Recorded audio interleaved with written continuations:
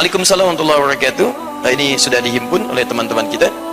Ustaz, istri saya tahun kemarin tidak bisa melaksanakan ibadah puasa Ramadan dikarenakan sedang hamil besar. Lalu istri saya hanya membayar fidyah sebagai pengganti puasa yang ditinggalkan. Dan tahun ini kemungkinan juga tidak bisa melaksanakan puasa Ramadan dikarenakan melaksanakan ASI, program ASI eksklusif 6 bulan. Yang ingin saya tanyakan, bagaimana tata cara yang benar untuk membayar puasa Ramadan istri saya yang telah ditinggalkan, atau orang yang pada saat bulan Ramadan tidak bisa berpuasa dikarenakan sedang sakit atau dalam perjalanan? Apakah cukup membayar fidyah saja atau dengan puasa saja, atau harus keduanya membayar fidyah dan puasa? Ini pertanyaan yang masuk yang sudah dihimpun. Kita ambil dalilnya dulu di Quran surah kedua Al-Baqarah ayat 184 sampai 185, posisi paling kiri dari atas sampai sedikit ke tengah. Taib, perhatikan kalimatnya. Setelah Allah Subhanahu wa taala mewajibkan puasa untuk ditunaikan secara merata oleh orang-orang yang beriman. Ingat, setiap ada kalimat iman membuka ayat Al-Quran, informasi yang disampaikan, saya sering katakan, itu jadi ukuran keimanan kita. Ukuran keimanan kita, apakah di situ iman kita kuat, iman kita lemah, atau Anda memang sama sekali nggak beriman walaupun ngaku-ngaku beriman. Hati-hati gitu ya. Nah, misal ujiannya di sini puasa, kalimat puasa dibuka dengan iman. Ya ayyuhalladzina amanu kutiba alaikumussyam. Artinya apa? Orang yang semangat menunaikan puasa, ya dia semangat mengerjakan Ramadannya, maka ini menunjukkan imannya sedang kuat. Tapi kalau sedang malas-malas kan, kemudian bahkan ada sifat misalnya agak kurang maksimal mengerjakan, ini pertanda imannya lemah. Apalagi yang sangat anti dengan puasa misalnya, ya kapan Ramadan? Insya Allah sebulan lagi. Cepet amat, si amat aja nggak cepet, ngapain repot-repot puasa misalnya gitu kan? Nah, ini menunjukkan itu betul-betul sangat bermasalah, sangat bermasalah. Ingat, besok pun Jumat, ya ayat tentang Jumat dibuka dengan kalimat iman. Quran surah ke-62 ayat ke-9, posisi paling kiri sebelah atas. Awas yang ikhwan, yang laki-laki nih. Ya ayyuhalladzina amanu idza nudiya lis-salati min yaumil jumu'ati fas'au ila dzikrillah. Kalimat salat Jumat, idza nudiya lis-salati min yaumil jumu'ah, jika disuruh untuk mempersiapkan diri menunaikan salat Jumat, bergegaslah Anda. Ya, bergegaslah untuk ingat kepada Allah, tunaikan salat. Awas, hati-hati, kalimatnya dibuka dengan kalimat iman. Karena itu jika besok misalnya kita sudah ketahui, oh ini zuhurnya 11.59 misal saja gitu kan, kemudian Anda sudah siap-siap dari jam 11, siapkan pakaiannya, mandi terlebih dahulu, kenakan minyak wangi misalnya yang layak untuk dikenakan, maka ini menunjukkan iman Anda sedang luar biasa bagusnya. Tapi kalau Anda misalnya menunda-nunda, Masya Allah, sampai khatib dan naik belum? Belum, berarti belum gitu kan. Masya Allah, khatib dan naik, udah khutbah keberapa? 1, berarti masih santai gitu kan. Kalau ada yang seperti itu, bahkan sampai khatib naik di ujung khutbahnya baru tergerak untuk datang, ini menunjukkan imannya sedang bermasalah, lemah dia. Apalagi kalau ada orang menyengaja tidak Jumatan atau menukar akhiratnya yang lebih baik untuk kepentingan dunianya. Awas, hati-hati, di ayat ke-11 itu ada singgungan. Wa idza ra'au tijaratan aw lahwan infaddu ilaiha wa tarakuka qa'imah qul ma indallahi khairun minal lahwi wa minat tijarah. Jika ada disaksikan, hati-hati ya, hati-hati, ada orang-orang yang tega meninggalkan Jumatnya demi kepentingan dunianya. Ya, apakah karena bisnisnya, karena macam-macamnya. Kata Allah, katakan pada orang-orang seperti ini, apa yang Allah siapkan dalam Jumat lebih baik dibandingkan dengan semua itu. Ah, teman-teman, kembalikan kepada puasa. Ini tafsirnya tentu sangat dalam. Ya, kalau saya menyampaikan tafsir, mohon maaf, itu harus dilihat audiennya siapa, keadaannya bagaimana. Kita harus muqtadal hal, sesuai dengan objeknya, audiensnya. Kalau audiennya pembelajar, kita kirimkan turunannya, referensinya dan sebagainya. Tapi kalau kalangan-kalangan awam yang tidak butuh banyak kalimat, kita cukupkan dengan kalimat sederhana yang dipahami, yang tentunya ini kembali kepada ketentuan-ketentuan ulama. Tafsir itu nggak boleh ngarang gitu kan. Baik, ada beberapa masukan-masukan, Ustadz nggak pernah menyebutkan referensi ini, referensi itu kan. Kalau mau disebutkan, sampai mau kapan bahasannya gitu kan. Ada bahasan-bahasan tertentu yang harus menjadikan referensi itu muncul. Nah, saya kaitkan dengan ini, setelah diwajibkan kemudian puasa, ada kondisi yang menurut Allah sebagian belum tentu bisa menunaikannya. Siapa mereka? Quran surah kedua ayat 184-nya. Rahmukallah. Lihat kalimatnya. Ayyaman ma'dudat. Tunaikan puasa itu pada waktu-waktu beberapa hari yang telah ditentukan. Baik, jadi nanti kita runtutkan, disebutkan hari untuk memberikan keringanan kepada kita. Apalagi baru menerima puasa, perintah puasa. Orang nggak pernah puasa, tiba-tiba turun ayat misalnya sebulan penuh. Masya Allah. Bandingkan, senang mana kalimatnya sebulan penuh dengan hari-hari yang telah ditentukan. Lebih nyaman mana keterimanya di hati? Hari, sebab ketika disebutkan harinya yang terbayang puasa hari, nggak sadar sudah sebulan gitu kan. Baik, tapi kalau disebutkan langsung sebulan, ke hati ada nggak enak perasaannya. Ya Allah, puasa sebulan gitu kan. Maka turun kalimat pertama menggunakan kalimat hari. Setelah paham baru ayat 185-nya menggunakan bulan. Syahrul Ramadan alladzi unzila fihi al-Qur'an. Jelas? Sama kayak Anda mau beli TV 4.999.000 dengan 5 juta. Anda pilih yang mana? Padahal cuma 0, sekian poin gitu kan? Tapi Anda pilih 4 juta, sekian karena Anda melihat 4-nya bukan 5-nya. Jelas? Nah, ini nanti ada kaidah-kaidah di ilmu balaghah. Taib, faman kana minkum marida aw ala safar. Jawaban dari pertanyaan ini. Maka jika ada di antara Anda kemudian sakit atau sedang dalam perjalanan. Awas hati-hati. Sakit dan dalam perjalanan, apa yang dimaksudkan di sini? Baik, saya coba cantumkan referensi supaya kita bisa memahami. Misal di Ibnu Katsir, yang saya punya tafsir Ibnu Katsirnya cetakan tahun 2009, ya, tahqiqnya Syekh Muhammad Nasiruddin Al-Albani, warnanya merah, ya, merah ati. Halamannya ada di halaman 241, posisi paling kanan di pertengahan.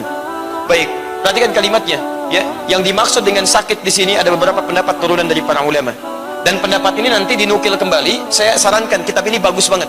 Ada kitab bagus sekali namanya Rawai'ul Bayan fi Tafsir Ayatil Ahkam, disingkat jadi Tafsir Ayat Ahkam karangan Syekh Muhammad Ali As-Sabuni. Yang saya punya yang tulisan berbahasa Arabnya, ya, itu ada cetakan tahun 1999 di halaman 142 jilid yang pertama, posisi paling kanan sebelah atas. Ya, di situ beliau terangkan tentang hukum yang nanti akan kita sebutkan. Baik, yang dimaksud dengan sakit di sini, saya ulang, yang dimaksud dengan sakit, para ulama terbagi pada 3 pendapat. Pertama, zahiriyah. Zahiriyah itu yang tekstual. Ya, kata zahiriyah yang penting sakit apa saja, yang disebut sakit, maka itu boleh dia membatalkan puasanya. Yang penting sakit. Ya, dan ini pendapat kurang kuat. Kalau ditafsirkan seperti ini, nanti setiap yang sakit boleh batal puasa. Ya, pulang dari alisan, tiba-tiba makan bulan Ramadan misalnya. Kamu kenapa batal? Saya tadi keseleo, kepleset di depan, ya kan? Sakit. La haula wala quwwata illa billah. Ini nggak bisa diambil sebagai dalil. Baik, maka ini ditolak oleh para ulama. Pendapat yang kedua adalah sakit yang menyulitkan untuk puasa. Ya, sakit yang menyulitkan untuk puasa. Jadi kadarnya dia bisa puasa, cuman sulit. Dan pendapat yang ketiga ini kalangan jumhur, yaitu sakit yang jika dia berpuasa bisa memperparah penyakitnya atau berdampak buruk bagi dirinya. Ini golongan sakit yang disebutkan oleh para ulama. Kemudian dikiaskan kepada kalimat sakit ini orang yang zahirnya, mohon maaf, zahirnya sehat tapi tidak punya kemampuan untuk berpuasa seperti orang sakit.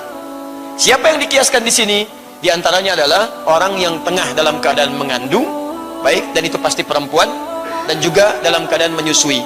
Yang tatkala dia akan berpuasa, dia khawatir ya ada ketidakmampuan atau ada bahaya bagi dirinya atau bagi bayi yang dikandungnya. Maka dalam hal ini, kan, berat bagi dirinya untuk berpuasa, tidak seberat mengangkat kursi yang seperti ini, gitu kan? Baik, jadi berat dia puasa, sulit untuk menunaikan, maka dalam konteks ini berlaku hukum kebolehan untuk dia tidak menunaikan puasa. Jelas sampai sini? Baik, jadi kalau ada orang sakit, dengan sakitnya bisa memperparah puasa, atau fisiknya sehat tapi tidak memungkinkan dia puasa, seperti tadi perempuan yang tengah hamil atau dalam keadaan dia tengah menyusui, dia misalnya menduga bahwa dengan itu kalau dia berpuasa bahaya bagi bayinya atau bahaya bagi dirinya, maka dibolehkan dia untuk berbuka. Ya, wa 'alal ladzina yutiqunahu fidyatun ta'amu miskin. Atau yang kedua, orang yang memang dibuktikan secara medis tidak memungkinkan bagi dia puasa dalam hidupnya, berat. Ya. Makanya yutik di sini bisa dibaca dalam qiraat yang lain dengan yutawwikunahu. Wa 'alal ladzina yutawwikunahu ay yukallafuna 'alaihi atau yukallafunahu. Ya. Jadi memang dia sama sekali diprediksi dan diduga secara medis tidak memungkinkan menunaikan puasa. Seperti syekhun kabir, orang yang sudah sepuh luar biasa, ya, fisiknya luar biasa lemah, sulit untuk berpuasa, maka yang seperti ini pun dibolehkan untuk berbuka. Sekarang pertanyaannya, bagaimana konsekuensi dari bukanya itu? Bagaimana cara mengganti puasanya? Nah, ada dibagi 2 golongan di sini oleh Al-Qur'an. Pertama, lihat kalimatnya. Lihat kalimatnya. Yang pertama adalah fa'iddatu min ayamin ukhar. Dia bisa ganti di hari lain, disebut dengan qadha. Yang kedua adalah fidyatun ta'amu miskin. Cukup diganti dengan fidyah, dia tidak usah puasa, tapi diganti dengan kadar makanan yang dicukupkan bagi dia, kadar makanan dia digantikan setiap dia tidak berpuasa. Saya bahas yang pertama dulu ya, nanti kita masuk pada yang kedua dengan bahasan yang agak cepat sedikit ya. Jadi fokus di sini teman-teman sekalian. Pertama adalah qadha. Qadha ini diutamakan bagi seseorang yang tidak bisa berpuasa tapi masih punya kemampuan untuk mengganti. Maka ini yang diprioritaskan oleh para ulama dan tidak ada khilaf di sini. Tidak ada khilaf. Ya, karena itu tadi, mohon maaf, kasus yang ditanyakan perempuan yang tengah mengandung, kemudian juga yang dalam fase menyusui, ya dia masih punya kemampuan untuk mengganti di hari-hari lain, maka yang diutamakan bagi dirinya bukan fidyah, tapi puasa dulu. Puasa, hati-hati. Makanya ayatnya ditutup, wa antasumu khairul lakum in kuntum ta'lamun. Dan puasa itu lebih bagus jika Anda bisa mengerjakan, jika Anda mengetahui. Ya, jadi dimunculkan ayat di akhir ini untuk mendahulukan puasa, ya dengan satu catatan bahwa jika mampu mengerjakan puasa itu lebih bagus untuk didahulukan sebagai prioritas. Jelas di sini? Nah, jadi mohon maaf bagi yang tadi mengandung, kemudian juga dalam fase menyusui, jika masih ada waktu bisa untuk menggantinya dengan puasa, maka itu didahulukan dibandingkan dengan fidyah. Paham? Ya. Dan alhamdulillah hari ini teknologi sudah semakin berkembang, konsultasi dengan dokter juga sudah semakin bagus, bahkan ada cara-cara, strategi-strategi yang tetap memungkinkan ibu hamil yang tengah mengandung ataupun yang menyusui tetap bisa menunaikan puasa dengan mengatur pola makan dan keadaan dirinya. Dan alhamdulillah istri kami pernah mempraktikkan itu. Ya, saat mengandung bayi yang kedua, belajar dari yang pertama, diatur waktu dan bisa. Ya, dalam kondisi tertentu dia bisa puasa. Ya, begitu lemah misalnya dia berbuka, ya dalam kondisi yang lainnya. Tapi dia bisa menyesuaikan itu. Akhirnya setelah terbiasa ternyata Masya Allah dalam keadaan menyusui, ya dia bisa menyusui, ya dia itu maksud istri saya, dia bisa menyusui putri kami, kemudian disusui dengan baik, diberikan ASI-nya, dalam kondisi juga berpuasa. Dan alhamdulillah normal gitu. Alhamdulillah normal keadaannya. Jadi barangkali jangan pesimis dulu, jangan langsung disimpulkan kalau begini nggak bisa, tidak. Coba dulu dengan baik, konsultasikan dengan baik. Kalau memang secara medis tidak memungkinkan, maka silahkan Anda batalkan di sini, lalu diganti di hari lain dengan yang lebih lapang lagi. Paham? Baik. Tapi jika keadaan Anda memang secara medis nggak bisa puasa, seperti tadi ada syekh, ya mohon maaf, orang yang memang diduga sudah sepuh, fisiknya tidak kuat untuk itu, kan? Atau yang kedua misalnya, mohon maaf, atau yang kedua memang tidak sepuh, tapi ada penyakit-penyakit tertentu yang divonis secara medis ini nggak bisa puasa, maka bagi dirinya tidak berlaku qadha dalam hidupnya, cukup dengan fidyah saja. Fidyah itu secara bahasa tebusan, fidah, pengganti. Bagaimana cara menggantinya? Maka dia keluarkan kadar makan dia dalam sehari. Awas lihat, kadar makan dalam sehari. Antum sehari berapa kali makan? Umumnya 3 kali gitu kan? Maka keluarkan kadar makan dalam sehari itu. Ingat, yang diambil bukan kadar-kadar tertentu, tapi kadar makan antum pada umumnya. Kan levelnya bisa beda. Ya, ada misalnya yang makannya cuma dengan tempe, ketemunya kangkung dan sebagainya, maka kadar makan dia itu yang dijadikan keumumannya untuk diberikan sebagai fidyah. Tapi kalau menu Anda di rumah misalnya, mohon maaf, biasanya dengan ayam, ada daging kambingnya, ada sapinya, yang ketemu misalnya dalam sehari 150.000, maka fidyahnya keluar segitu. Bisa berbeda satu dengan yang lainnya. Paham ya? Ustaz, bagaimana kalau saya punya kemampuan, alhamdulillah, tapi larangan dokternya juga untuk saya khusus, makannya cuma bayam aja, gitu kan, tempe aja, gitu kan, tapi punya kemampuan, maka yang dilihat bukan menu dianya, tapi keadaan menu umumnya di keluarganya. Paham? Baik, jadi kalau bisa silahkan berikan itu setiap kali dia tidak puasa. Ya, setiap kali, misalnya hari ini dia nggak puasa, dia keluarkan, hari ini dia nggak puasa, dia keluarkan. Apakah untuk satu orang miskin? Itu batas minimal. Boleh lebih daripada itu. Boleh lebih daripada itu, silahkan Anda bisa keluarkan lebih daripada itu, ya. Kemudian bahkan pernah disebutkan, kata Imam Ibnu Katsir, diriwayatkan dari Al-Bukhari, kata beliau, pernah sahabat Anas bin Malik saking dalam keadaan sepuhnya tidak bisa puasa, beliau dalam setiap harinya mengundang 30 orang miskin. Ya, 30 orang miskin. Ya, Anas bin Malik jangan disamakan dengan kita, itu memang luar biasa, sahabat kaya luar biasa, keturunannya juga banyak dan didoakan oleh Nabi sallallahu alaihi wasallam. Lahir tahun 10 sebelum hijrah. Ya, Anas bin Malik, bapaknya Malik, ibunya Malikah namanya. Ya, Anas bapaknya namanya Malik, ibunya Malikah. Lahir 10 tahun sebelum hijrah. Begitu Nabi hijrah ke Madinah, usianya 10 tahun, ibunya langsung bawa kepada Nabi, mengatakan, ini anak terlihat pandai, mohon diterima jadi pembantu beliau. Jadi pembantu Nabi sallallahu alaihi wasallam. Membantu Nabi selama 10 tahun, melihat kebiasaan Nabi, sangat paham dengan itu sampai didoakan oleh Nabi. Ya, didoakan oleh Nabi supaya menjadi seorang yang kaya, harta bendanya melimpah dan bernilai ibadah serta keturunan yang banyak. Sampai ketika beliau kemudian, ya, Rasulullah SAW meninggal dunia, terbukti doa itu menjadi di antara sahabat yang cukup kaya, sampai punya kebun kurma, kebun anggur, bisa berbuah 2 kali dalam setahun. Padahal kurma itu cuma sekali dalam setahun. Ya, jadi itulah Anas bin Malik. Karena itu kalau Anda punya kemampuan, maksud kiasnya hukumnya, kalau Anda punya kemampuan seperti sahabat Anas bin Malik di sini, maka akan lebih baik bila fidyah Anda pun tidak hanya pada satu saja. Mungkin surga Anda ada di situ. Makanya tolong ya, yang punya kemampuan-kemampuan lebih, itu bukan mampu, tapi titipan Allah kepada Anda, mumpung belum diambil.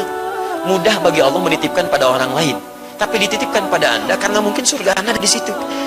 Mungkin yang lain saking gak adanya sering puasa, sering tahajud tiap malam, sering baca Al-Quran dan sebagainya. Antum barangkali belum konsisten, tahajud belum konsisten, puasa sunnah belum konsisten. Diberikanlah oleh Allah saking sayangnya, inilah kamu ibadah lewat sini aja, ya surga kamu lewat sini. Kalau dengan semua itu belum bisa diamalkan juga, Anda butuh apa lagi? Orang gak punya sepeda, gak punya motor, gak punya mobil, mau ke masjid jalan kaki. Anda tetangga masjid, sepeda ada, motor ada, mobil ada, ya masih belum mau ke masjid. Apa perlu dibangun jembatan sampai ke rumah Anda? Halo? Gitu ya? Dan mic-nya juga diarahkannya ke rumah Anda gitu kan? Nah itu luar biasa ya. Kenapa ini berisik sekali masjid? Waduh, takut menaranya tumpah ke rumah kami. Masya Allah, gak ada menara juga pesawat bisa tumpah ke rumah antum itu. Jelas? Baik.